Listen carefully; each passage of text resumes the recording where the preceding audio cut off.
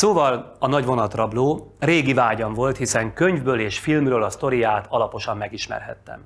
Noha eleinte nem tudtam, hogy Ronald Biggs 5-en van, mármint hogy 5-en vannak, akiket sosem kaptak el úgy Isten igazából, mert azért 1-2 évet ő is ült, de szökése után soha többé nem tudták jogszerűen elfogni és bezárni.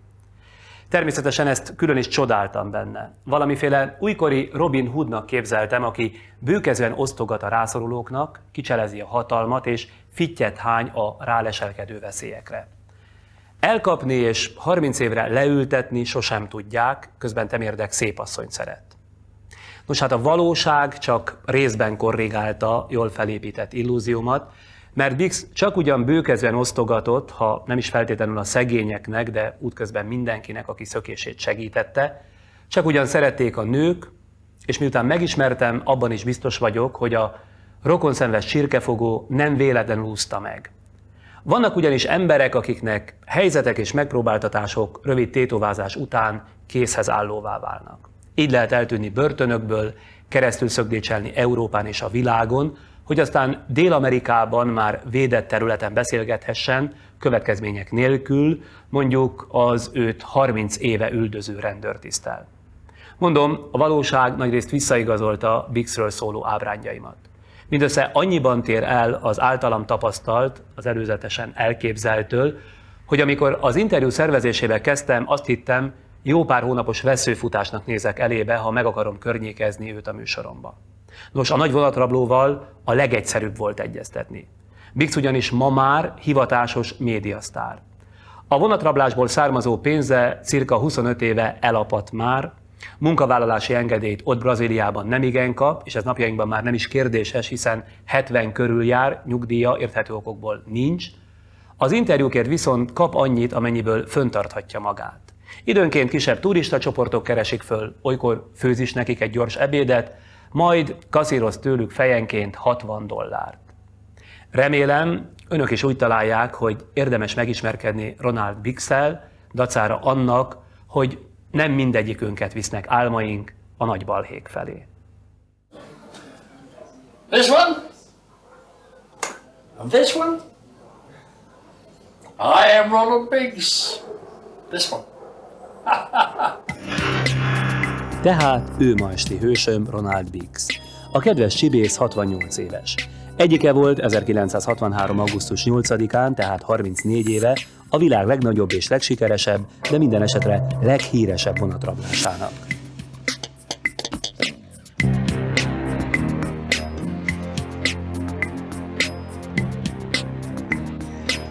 Biggs úrral találkozni könnyebb volt, mint gondoltam. Majdnem önkéntes száműzetésben él Brazíliában, Rio de Janeiro egyik peremkerületében, Santa Terezában. Csak egy telefonba és pár napos egyeztetésbe került, hogy fogadja stábunkat otthonában. Hozzászokott az efféle érdeklődéshez, hiszen ebből él. Turisták és riporterek adják egymás kezébe háza kilincsét. Na persze, mindez az érdeklődőnek pénzébe kerül, ahogy egy valóságos médiasztárhoz illik. Még ha reggelizés közben zavarják is, pénzért bármiről hajlandó beszélni Mr. Biggs. Tulajdonképpen egy látszólag nem önhöz passzoló kérdéssel kezdem. Nézte augusztus 31-én a CNN adását, amikor bemondták Diana hercegnő balesetéről, illetve haláláról szóló hírt? Mert úgy gondolom, hogy ön máig van annyira angol, hogy ez a hír esetleg érzékenyen érinthette. Valószínűen már végleg itt maradok, és miután Lady Diana is brit volt, akár csak én, egy angol, bizony szomorúan érintett a halála. Szerintem Lady Di elvesztése Anglia öröksége egy részének elvesztését is jelenti. Meg kell mondjam, ez az asszony különleges helyet foglalt el az angol emberek szívében, így az enyémben is.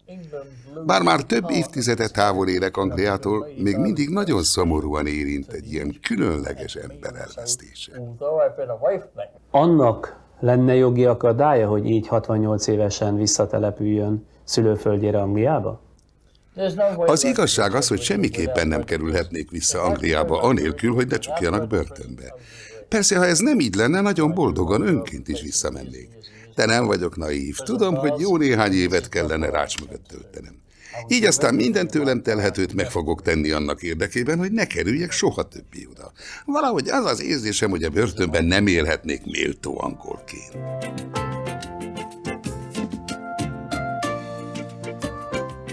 Ez az a kert, ahol jó idő esetén Mr. Biggs napjainak jó részét tölti. A telek felett álló szállodát noha nem kifejezetten Biggsre építették, de tagadhatatlan, hogy a hotel vendégei jó részének a csodálatos riói kilátás mellett Biggs csöndes hétköznapjainak kifigyelését is meg kell fizetniük. Ahhoz mit szólt, hogy a nagyvonatrablás egy másik résztvevője, Buster Edwards föladta magát egy idő után, nem másért, mert felesége súlyos honvágytól szenvedett?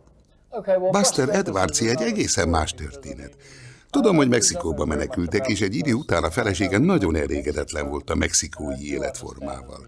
Ezt egyébként meg tudom érteni, ha valakit kiszakítanak a környezetéből, különösen azután, hogy kötődött korábbi lakhelyéhez, nagyon nehezen viseli. Bármikor jutott arra a következtetésre, hogy Busternek volt igaza? Oké. Lehet, hogy Buster Edwardsot meggyőzte a felesége, mert az asszonynak hiányzott Anglia, és nem bírta tovább Mexikóban. Miért tagadnám? Nekem is voltak olyan pillanataim Ausztráliában és Brazíliában, és amikor arra gondoltam, milyen csodás lenne visszatérni Angliába, és folytatni azt a megszokott életemet, amit a nagy vonatrablás előtt éltem. De aztán azt is beláttam, ez lehetetlenség. Ha Isten is úgy akarja, itt Brazíliában fogom eltölteni maradék éveimet, ha egyszer az elmúlt 27 évet is már itt töltöttem. Szeretem Brazíliát, a brazil embereket, itt született legkisebb fiam, itt éltem le életem egy jelentős szakaszát.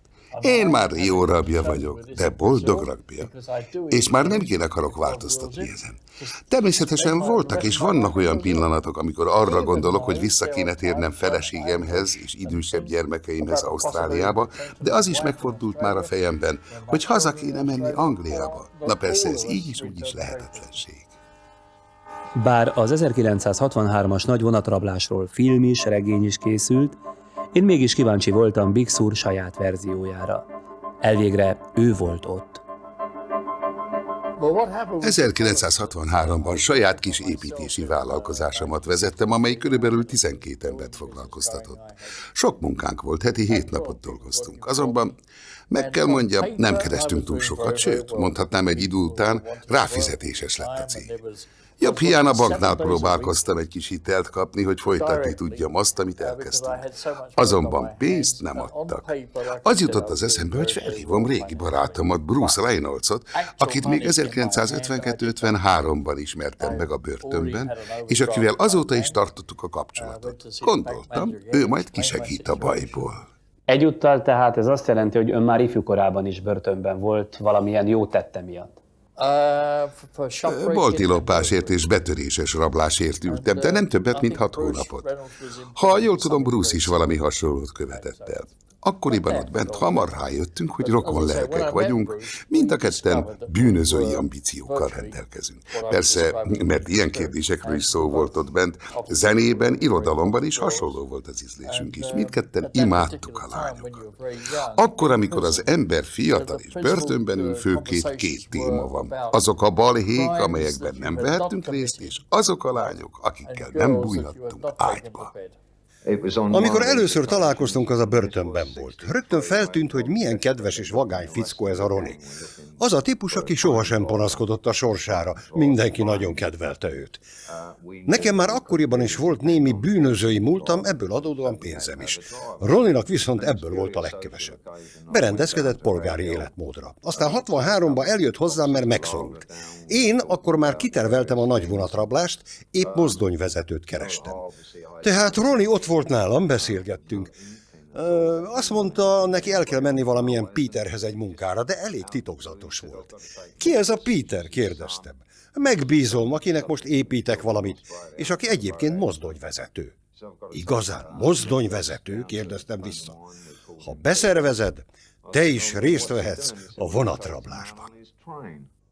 A véletlen hozta úgy, hogy éppen akkor építkezési vállalkozóként egy öreg masinisztának, Peternek a házán dolgoztam. Peter házának az utcára néző ablakait kellett kicserélni. Azt persze nem tudtam, hogy Peter hajlandó lesz-e rossz útra térni, vagy sem, de megígértem Bruce-nak, hogy megpróbálom beszervezni. Magam is meglepődtem, hogy nem kellett sokat beszélnem az öregnek. Hamar benne volt a dologban. Bruce azt mondta, a feladatot az lesz a vonatrablás során, hogy mindvégig vigyázz az öregre, te felelsz érte. Reynolds, ahogy mondták, az agy, tehát a nagy vonatrablás szellemi vezére és kitalálója, egy a postán dolgozó cinkosától megtudta, hogy augusztus 6 és 8-a között, tehát 1963-ban különösen nagyértékű szállítmánnyal fog közlekedni a Glasgow-ból Londonba tartó Királyi Vasút postakocsia. 1 millió fontra számítottak, ami egyes számítások szerint mai árfolyamon megfelelne körülbelül 11 millió fontnak, azaz több mint 3 milliárd forintnak. Mr. Big szerint azonban ez az összeg ma inkább lenne körülbelül 30 millió dollár, azaz 6 milliárdnál is kicsit több forint.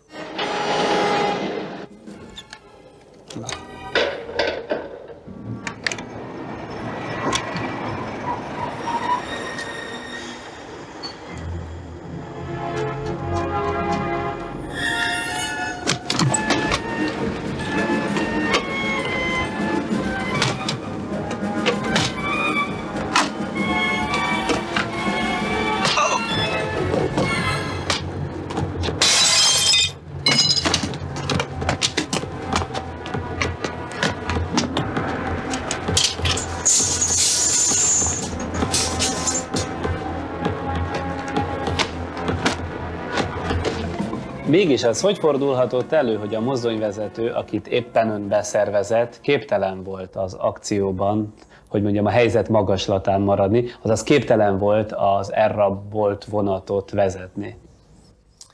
A rabláskor mindenki nagyon ideges volt, ez értető. Az öreg mozdonyvezető Peter beült a vezetőülésbe, azonban a mozdony légnyomás rendszere meghibásodott, mert a mozdonyt és az azt követő pénzszállítóvagont lecsatolt. Emiatt csökkent a nyomás a rendszerben, és én meg az öreg arra vártunk, hogy a légnyomásmutató eléri a megfelelő szintet, hogy aztán a féket kiengedhessük és induljunk. Ám egyik társunk, Gordon Goody idegességében rám rivalt. Az öreg nem ért ehhez az istenverte képhez, húzzon el onnan, majd az eredeti vezető tovább vezeti a vonatot. Én hiába magyaráztam, hogy a féknyomásra kell várnunk. Gordon csak ordibált, csezd meg a nyomást, az öreg húzzon el innen, amíg szépen van. Az én emberemet pedig erőszakkal kiparancsolták a vezetőülésből, ettől persze ő nagyon zavart lett. Nem maradt más választásunk, mint hogy a régi masiniszta vezesse el a vonatot a Bridego hídig. Tehát egész egyszerűen nem hagyták, hogy az öreg elvégezze azt, amire a megbízatása szól. Ha jól emlékszem az ön könyvére, az eredeti mozdonyvezető csak erőszakkal lehetett rávenni arra, hogy vezesse a mozdonyt. Az egyetlen erőszak, a vele szemben alkalmazott erőszak volt a vonatrablás alkalmával? Persze megfenyegették, hogy ha nem vezeti a vonatot, könnyen bajra eshet. Előtte már egyik társam egyszer erősen fejbe is verte. Ez volt valóban az egyetlen erőszakos tettünk, tehát volt mitől tartania a szerencsétlennek. Természetesen engedelmeskedett, így aztán ő, Jack Mills, az eredeti mozdonyvezető vezette a mozdonyt egészen a hídig, ahol mi lepakoltuk a több tucat pénzzel teli zsákot. Ahogy a mesében. A vártnál messze több volt a zsákmány, összesen puskáznom kell hozzá 2.631.784 font, amiből a rendőrség csak 343.000 fontot volt képes visszaszerezni.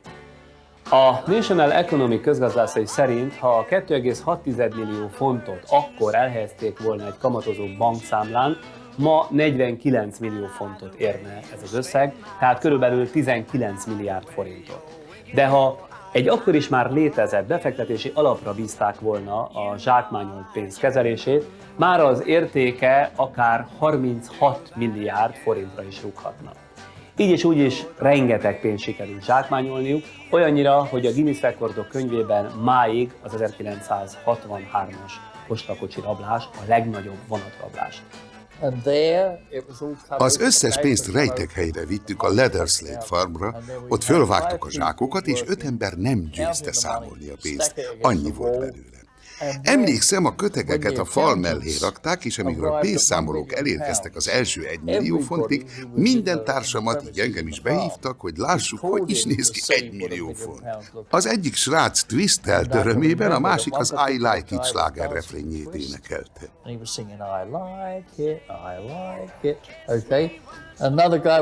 Tehát eufória és boldogság töltött el mindenkit, hiszen senki nem látott még közülünk 1 millió fontot.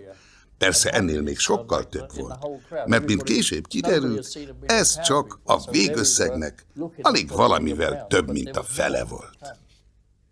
A Scotland Yardnál Jack Sleepert, a Bixel csak nem egyidős rendőrfelügyelőt bízták meg a nyomozás irányításával. Az ambiciózus rendőr az életét tette föl, hogy kézre kerítse a tetteseket, hiszen az ügyből egyre komolyabb politikai bonyodalom lett. Az akkor kormányon volt konzervatív párt egyéb okokból is a krízisét élte. A kormány tehát példás bűnüldöző szigorával akarta visszaadni a nép egyre inkább fogyatkozó hitét. Ez világra szóló bűnténynek tűnt, olyannak, amelynek előzménye nemigen volt a világ bűnügyeinek történetében. Az igazság az, hogy sok könnyelműséget is elkövetett a királyi vasút. Már eleve az, hogy a kocsik oldalára jókora, legalább 2 méteres betűkkel ki volt írva, hogy nagyértékű szállítmány. Aztán nem volt a vonaton telefon, de nem volt rádió összeköttetés sem. Tehát a vészhelyzetben senkivel nem voltak képesek kommunikálni. Mindez bizony felelőtlenség volt, nagyon nagy felelőtlenség. Hogy ment a zsákmány szétosztása önök között? Egyáltalán nem volt konfliktus a rablók között, amiatt, hogy hogyan osszák föl a zsákmányt, milyen arányban egyenlően van vagy egyenlőtlenül? Nem, mert nagyon demokratikus módon már a rablás előtt eldöntöttük, hogy mindenki egyenlő részt kap, kivéve a vonatvezetőt. Neki 40 000 fontot ígértek társaim. Mindenki más egyenlően részesedett, ami azt jelentette, hogy körülbelül 147 000 font jutott személyenként. Hogy olyan fegyelmezetlenek voltak a bujkálás időszakában, hogy a rejtek helyen még az új lenyomatukat is otthagyták, amit aztán később a rendőrség megtalált? Az eredeti terv szerint a farmon rejtőzködve 2 hetet töltöttünk volna. Arra gondoltunk, megvárjuk, hogy minden elcsendesüljön. Azonban hallgattuk a rádiót, és hallottuk, hogy a rablás területétől számított 30 mérföldes körzetben átkutatják a területet. Mivel a mitanyánk is ebbe a körbe esett bele, a lehető leggyorsabban el kellett hagynunk a farmot. De mert minden a vonatrablással kapcsolatos kérdés szavazással döntöttünk el, Bruce Reynolds ezt is szavazásra tette föl. Meneküljünk-e gyorsan, vagy maradjunk? Persze mindenki arra szavazott, hogy mentsük a bőrünket, amíg lehet. Azonban elkövettünk jó néhány hibát, például, hogy nem viseltünk kesztyűt mindvégig, amíg a farmon voltunk. Nyilván arra gondoltunk, hogy majd, ha elmegyünk, letörölgetünk, vagy felgyújtjuk az egész tanyát. Itt semmilyen új lenyomatot nem találhattak volna a rendőrök. Érdekes módon társaim közül 4-en azt mondogatták, hogy ők semmiképpen nem veszik le a kesztyűjüket, még akkor sem, ha WC-re mennek. Ezt épp így mondták, mert ők nem akarnak nyomot hagyni maguk után. Nekik lett igazuk. Ezt a 4 egymert ugyanis sohasem kapták el. A többiek szerte a tanyán mindenütt otthagyták új lenyomatukat, a mosdón, a szószos üvegen, a kilincsen, amit aztán a Scotland Yard megtalált. Ma már belátom, hogy ez nagyon ostoba hiba volt. De hát, ahogy mondják, a bűnözők mindig hagynak valami apró nyomot maguk után, amit aztán a rendőrség követni tud. Tökéletes bűntény, mint tudjuk, nincs, vagy nagyon ritka. Ugyancsak olvasni lehetett, vagy az ön könyvében, vagy valamelyik cikkben, hogy ugye ön ezen a tanyán ünnepelte születésnapját rögtön a vonatrablást követően. Most már csak az érdekel, hogy előre vittek netán behűtött pezsgőt, és szóval ennyire körültekintők, illetve ennyire felkészültek voltak, és biztosak persze a győzelmükben, a sikerükben? Nem volt semmilyen pezsgő, legfeljebb meleg sört ihattunk. Egyébként az egyik társunkat épp ez buktatta le. Londonból jövet ugyanis vett valahol sok doboz sört, és az egyik sörös dobozon rajta maradt az új lenyomata. Nem kell mondanom, a sörös dobozokat ugyancsak a tanyán felejtettük. Ráadásul a boltos, akitől a sört vette, felismerte őt, és az azonosításnál rögtön kiválasztotta. De semmilyen pezsgő nem volt, amivel a születésnapomat megünnepeltük volna. Különben is csak Bruce Reynolds tudta, hogy a vonatrablás napján van a születésnapom. Amikor ezt szóba hozta, természetesen minden társam gratulált, és adott egy 5 fontost. De hát ez csak olyan vicc volt, olyan gesztus. Elnézést, álljunk meg egy pillanatra, nagyon kell pisírnem, ki kell mennem, ugye megérti? Biggs úr nemigen zavartatja magát. Megtanulta már, hogyan mutatkozhat nagyon is emberinek. Érdeklődésemet természetesen mit sem befolyásolja a közjáték, sőt, kifejezetten tetszik ez a közvetlenség. Ami pedig a tényeket illeti, a vonatrabló banda jó részét Slipper felügyelő 1-2 héten belül fülön csípte. Csak Charmian és a gyerekek voltak otthon, és mi jóval korábban érkeztünk, mint ahogy Biggs várható volt. Egyszer csak hallottuk, megáll egy autó a ház előtt. Majd Biggs gyanútlanul belépett a lakásba. Amint betoppant, egy csomó kollégám rávetette magát. Ő semmiféle ellenállást nem tanúsított. Meglepett, hogy ez a Biggs nem egy elvetemült bűnöző, semmi handabandázás. Ő tényleg úgy viselkedett, mint egy magára valamit is adó vagányfickó.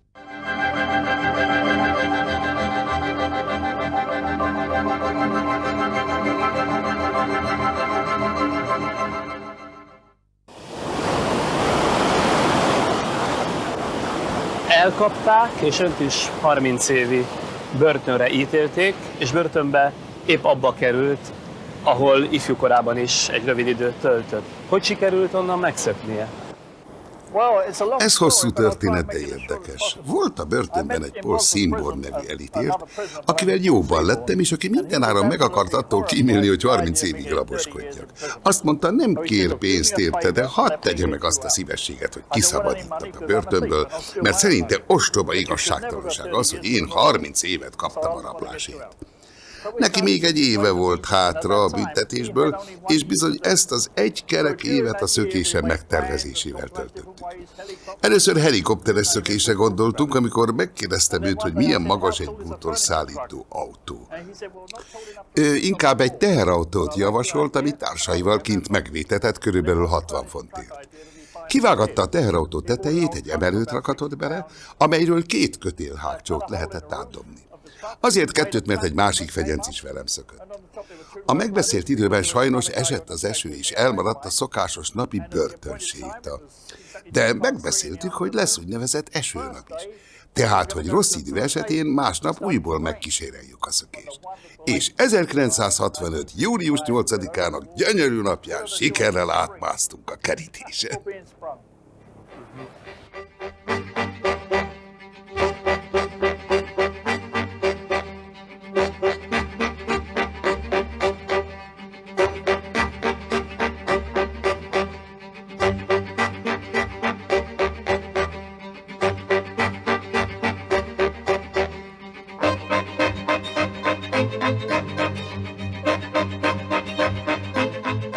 Ronald Biggs ettől kezdve úgy volt kénytelen saját életére tekinteni, mint egy fordulatos kalandregényre.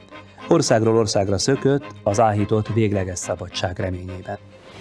Mr. Biggs, hitte abban, ebben a periódusban, hogy a pénz, amit szerzett a rablás során, így módon kitart élete végéig? Amikor megláttam azt a halompénzt, ami az enyém volt, ez ma körülbelül $2 millió lenne, úgy tűnt, ez bőven elég lesz egy boldog élethez, különösképpen, ha kamatoztatom, vagy esetleg be is fektetem. Annyira biztos voltam abban, hogy egész életemben ki fog tartani az összeg, hogy még egy csomó barátomnak adtam is belőle. 5000 fontot az egyiknek azzal, hogy te jó srác vagy, 5000 fontot a másiknak azzal, hogy neked szükséged van rá. Jó szívű ember volt ezek szerint. Valójában meddig tudott megélni abból, amit idézőjelben szólva keresett így módon? Még mielőtt börtönbe kerültem, 4 barátomnál helyeztem el a pénzt. Nem akartam mindent egy lapra feltenni. Bár bizalmas barátaim voltak az illetők, de azt is tudtam, ha valaki lopott pénzre vigyáz, annak ugyancsak tisztességtelennek kell lennie. Az ezzel járó kockázatot pedig vállaltam. Amikor 1966 közepén feleségem utánam 6 hónappal Ausztráliába érkezett, a pénz maradékával, a 147 000 fontból már csak 7000 maradt. Menet közben elköltöttem 140 000 szinte egy pillanat alatt. Majd 40 000 fontot fizettem, Azért, hogy kiszabadítsanak Angliából, plasztikai műtétet végezzenek az arcomon, és tovább utazhassam Ausztráliába. 30 000 fontot befektettem az ügyvéremnél, amiből aztán, hogy nem csak 9 000 maradt. 17 000 fontot költöttem arra, hogy feleségem és 2 gyermekem utánam jöjjenek. A többit szétszórtam a barátaim között, tehát hiszi vagy nem, 1966 közepén már el kellett mennem dolgozni. Tehát nem ment minden olyan könnyen. Szökése után Biggs arcplasztikai műtétnek vetette alá magát, hogy könnyebben el tudjon tűnni a hatóságok szeme elől. Tudja, a rendőröknek az aktákban megvolt az arcképem és az új lenyomatom is. Volt egy illegális szervezet Angliában, amely tökéletes szöktetésekre szakosodott. 40 000 fontért mindent elintéztek, beleértve a plasztikai műtétet is. Ma már azt mondom, talán nem lett volna szükségem arcműtétre, de akkoriban, bár nem volt hétköznapi, egy bűnözőnél divatos megoldás volt ez. Így döntöttem én is emellett. Egyébként fájdalmas volt az arcplasztika? Nagyon-nagyon fájdalmas volt, senkinek sem ajánlanám. Inkább legyél ronda, mint hogy plasztikai műtétet végeztes magadon. Egyébként akkoriban az orvosok el akarták távolítani az új lenyomatomat is. Ujjanként 1000 fontért. De ezt már nem engedtem, hiszen mégiscsak gyanút keltett volna, ha eltűnt volna az új lenyomatom. A nagy vonatrabló elszakadva családjától országról országra szökött, míg nem egy barátja hívja Ausztráliába, hogy ez egy olyan ország, amit épp neki találtak ki. Nem sokára meg is érkezett, természetesen a sokadik hamis néven és a sokadik hamis útlevéllel. Na de ha egyszer ugye arcműtéten esett át, álneve volt. Mégis hogy lebukott Ausztráliában? Nem hiszem, hogy hibát követtem el, hanem amikor Bruce Reynoldsot 5 évvel később elfogták, a felesége cikket írtam menekülésükről, és a cikk mellett fényképek is szerepeltek, például az enyém is. Én akkor éppen egy vendégházat működtettem Melbourneben, és az egyik vendégem felesége olvasta ezt a bizonyos cikket, majd egy riporter ismerősének felhívta a figyelmét arra, hogy ez a fickó a képen nagyon hasonlít rám. Mire ez a riporter a következő rádióműsorában csak úgy poénból megemlítette, hogy szerinte a nagy vonatrablás egyik résztvevője itt él Melbourneben. A rendőrség azonnal felfigyelt erre. De megint szerencsém volt, mivel az egyik helyi tévétársaság műsorában bemondták, hogy a rendőrség gyanít valamit. Erre az egyik barátom szólt, hogy meneküljek. Nekem azonban akkor már elegem volt az örökös szökésekből, és azt mondtam a feleségemnek, nem vagyok hajlandó többé menekülni. Az asszony azonban csak legyintett egyet, összecsomagolt és kiadta a parancsot. Holnap reggel indulnod kell. Amikor 2 kollégám utána ment Ausztráliába, Biggs felesége, Charmian elbújtatta férjét egy ismerősük hétvégi házába. Utána, bár az asszonyt kihallgatták, egyetlen szóval sem szólta el magát.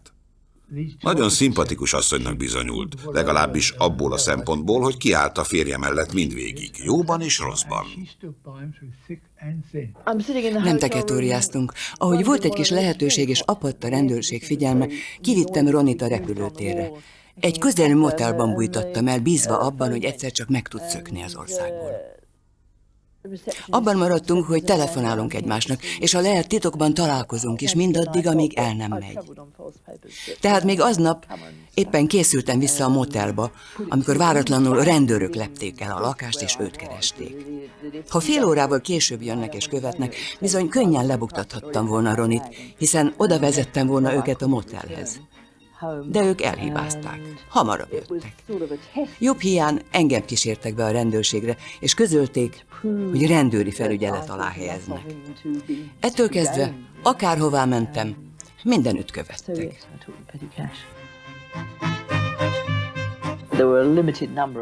Csak nagyon kevés hely jött számításba férjem menekülése szempontjából. Olyan országokra gondolhattunk, ahol nincs kiadatási lehetőség. Miután átnéztünk egy csomó utazási prospektust, Brazíliát, Rio de Janeirot választotta.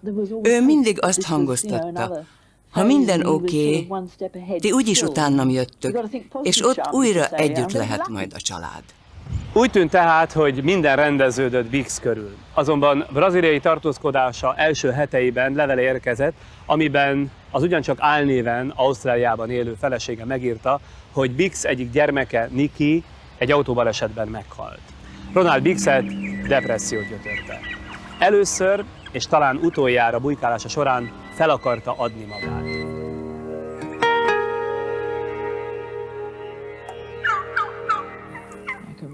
A legnagyobb fiunk, Niki, mellettem ült az első ülésen. 10 éves volt.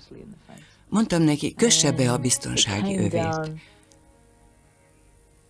Egyszer csak láttam, hogy balról közeledik egy másik kocsi, és az az autó a kereszteződéshez közeledve sem lassított.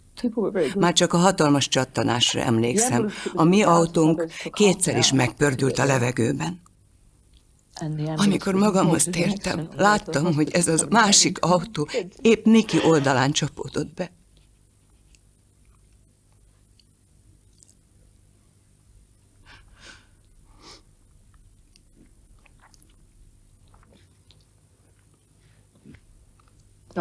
Azt kívántam, bárcsak én haltam volna meg. Több mint 20 éve történt.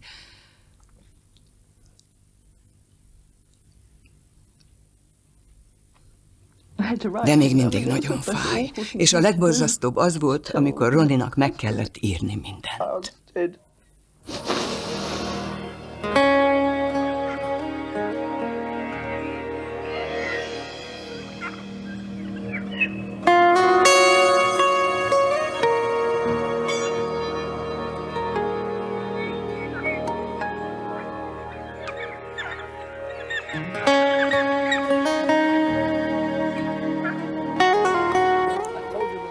El akartam adni a sztorimat a Daily Express című újságnak, mert olyan nagyon kilátástalannak láttam a helyzetet.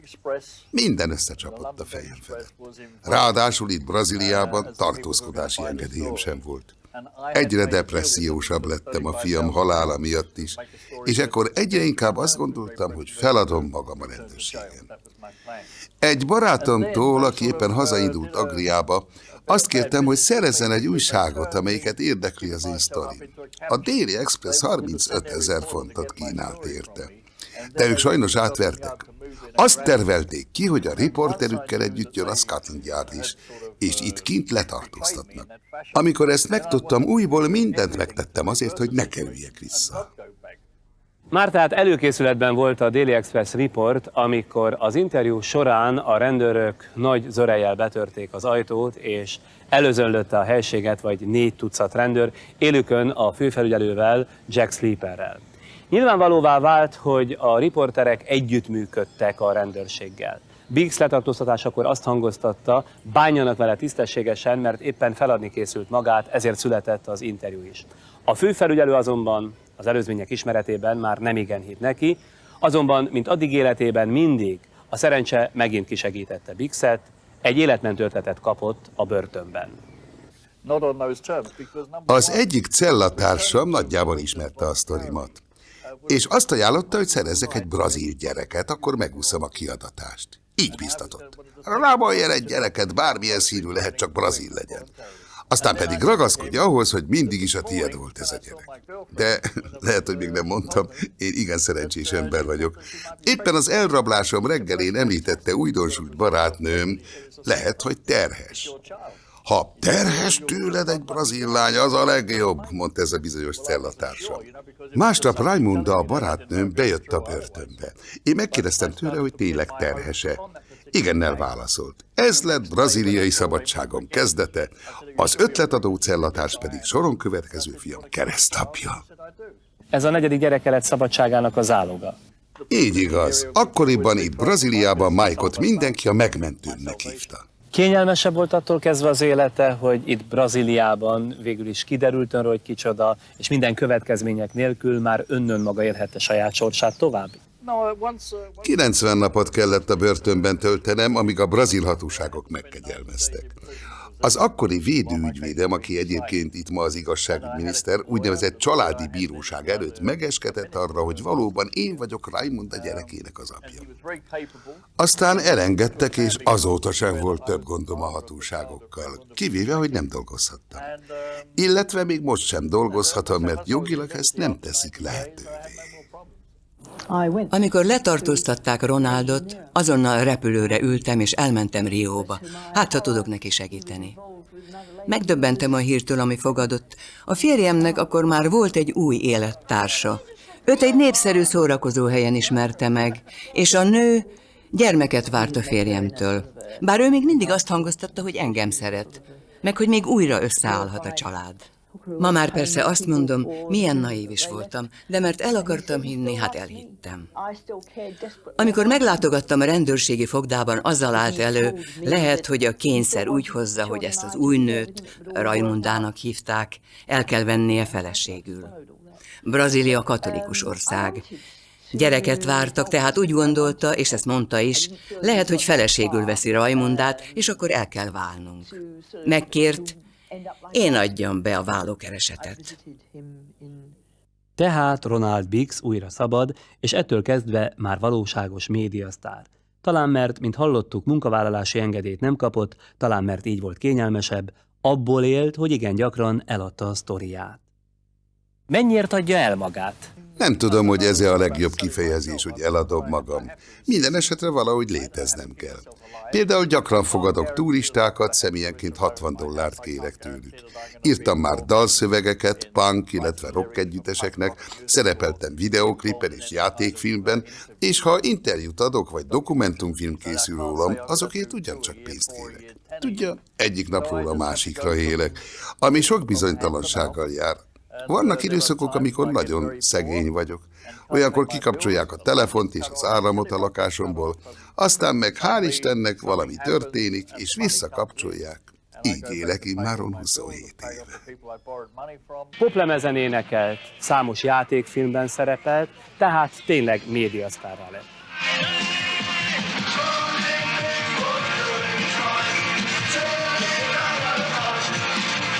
Ami a hivatalos brazil politikát illeti, meglehetősen furcsán vannak vele. Nem igen dicsekszenek, de nem is igen zaklatják.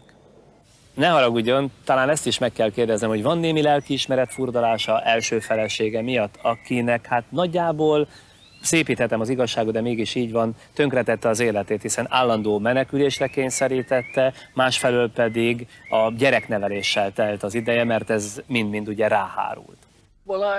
Sajnálom mindezt, de alapvetően a feleségem ösztönzésére menekültem mindig tovább és tovább. Én kész voltam arra, hogy bedobjam a törölközőt többször is, de ő ezt nem engedte. Hogy én tönkretettem volna az életét? Hát, nem is tudom.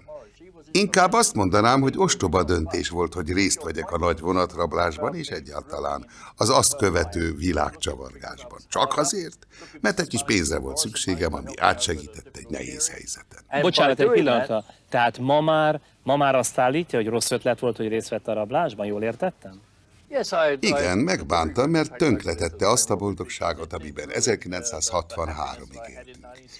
Egy gyenge pillanatomban adtam a fejem a rablásra, de ugyanakkor egy csali is volt a damil végén, az a 147 000 font, ami úgy tűnt megoldja egész életemre a problémámat. De hát az apró problémák helyett egy jó nagy keletkezett, és az életem eddigi 27 évét, meg a hátralévő részét üldöztetésben kell élnem. Így történt. Ez az én hibám. Vállalnom kell minden következményével. Ami pedig a feleségemet illeti, tudom, hogy még mindig szeret engem, mint hogy én is szeretem őt, és szeretem a gyerekeimet. Egyébként nem is olyan régen járt itt nálam, és akkor is beszélgettünk arról, hogy lett volna jobb. Az nem megvalósítható, hogy ő itt éljen, hiszen már minden Ausztráliához köti. Foglalkozása, barátai és minden. Én pedig nem tudom elhagyni Brazíliát, mert akkor vissza kellene mennem a börtönbe.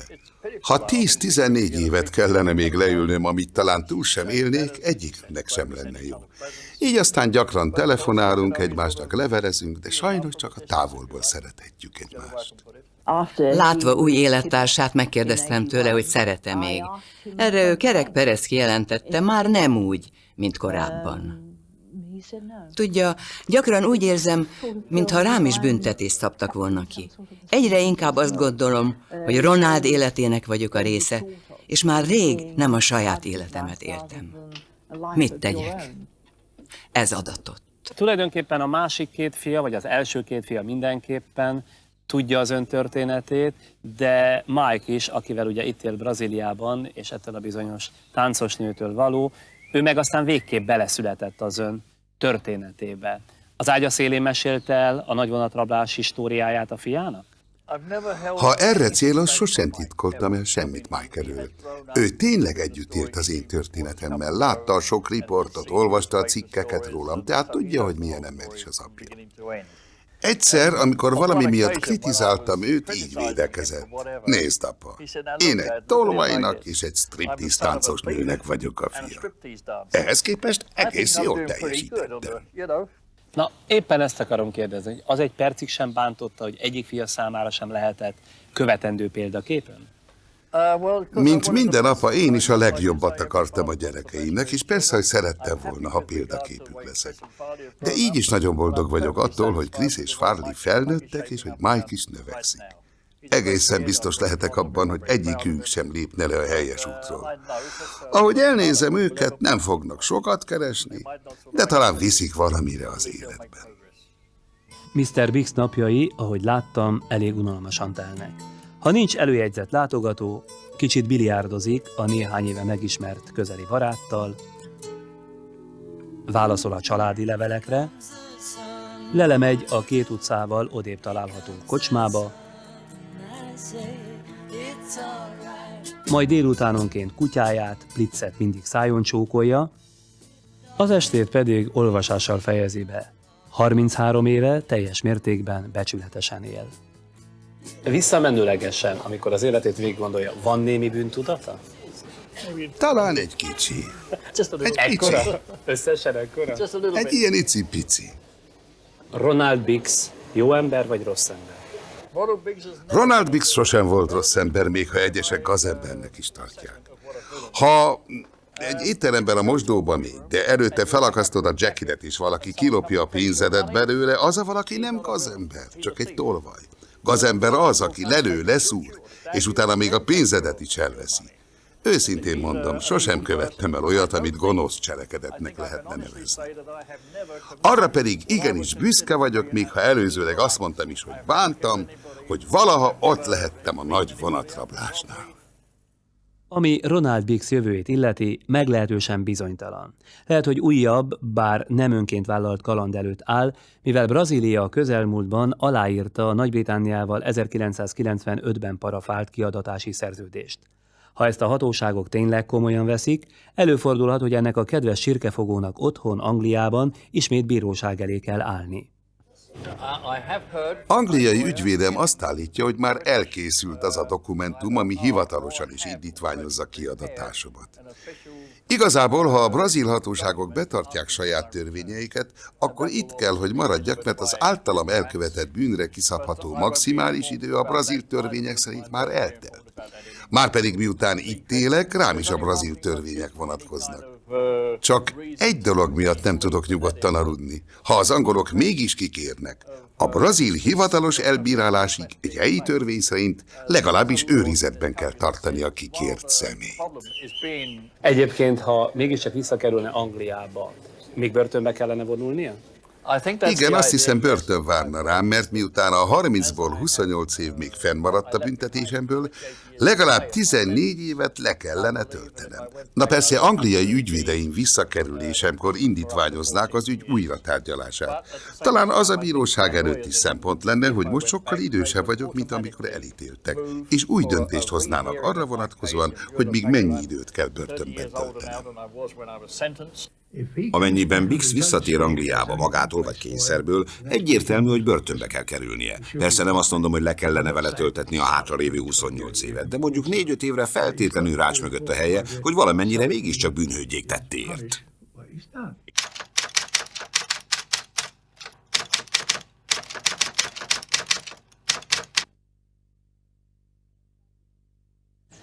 Charmian, Mr. Biggs első és egyetlen felesége máig Melbourneben él, időközben egyetemet végzett, és ma egy cégnél PR menedzserként dolgozik. A 2 fiú szintén Ausztráliában telepedett le, mindketten megnősültek, de egyikük gyorsan el is vált. Mr. Biggs hangoztatja, hogy nagyon szeretné, ha már valamelyik legalább nagypapává tenné. Raimunda, Mr. Biggs utolsó élettársa Zürichbe költözött, egy nála 20 évvel fiatalabb fiúval kötötte össze az életét, szintén született egy fiúgyermekük. Ami a nagy vonatrabló banda többi tagját illeti, már rég szabadlábon vannak, ki nyugdíjasként, ki vállalkozóként tengeti az életét. A 11 ismert tagból Charlie Wilson, Buster Edwards, Bill Ball és valószínűleg az öreg vasutas már nincsenek az élők sorában.